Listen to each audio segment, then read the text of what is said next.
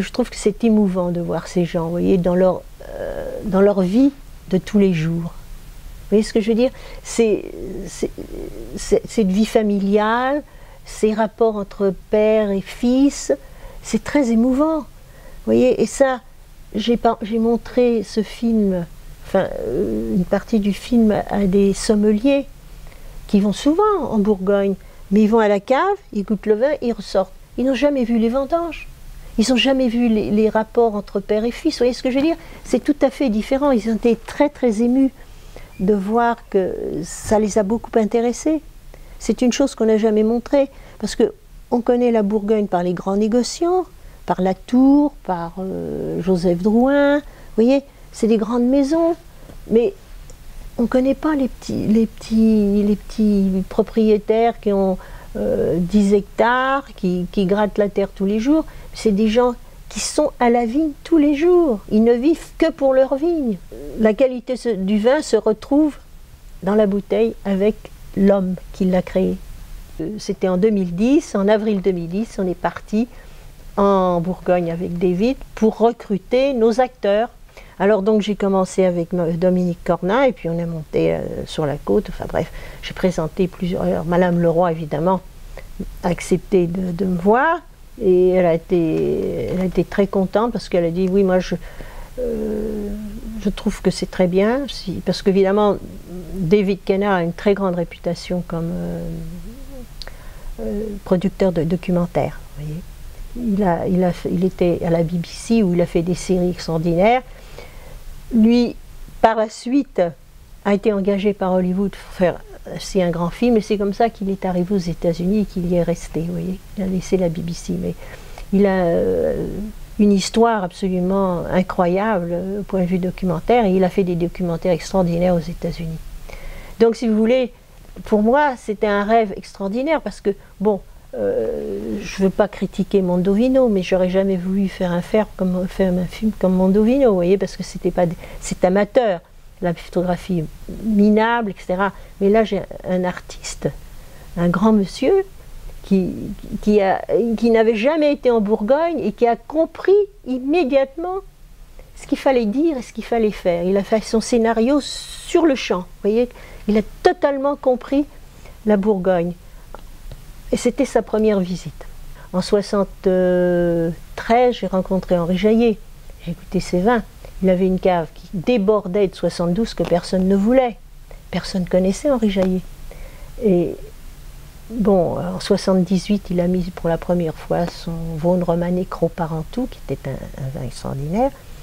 Et c'est moi qui l'ai présenté aux États-Unis parce qu'en 79, j'ai monté ma propre compagnie. Donc, Henri Jaillet a été lancé avec le millésime 78, vraiment, où tout le monde l'a reconnu comme un vigneron exceptionnel. Et donc, pour moi, si vous voulez, la barrière était haute, hein, la barre était haute pour découvrir. Il a été mon mentor, vous voyez, je pensais, quand je goûtais un vin ailleurs, je me disais, mais c'est pas au niveau, vous voyez. Alors, ça m'a poussé à, comment dire, à demander à Henri Jaillet de s'occuper de mes jeunes vignerons, vous voyez, de ceux qui démarraient comme Denis Mortet. Et j'ai présenté à Denis Henri Jaillet. Et c'est comme ça que ces vignerons ont vu leur niveau et le niveau auquel ils devaient être.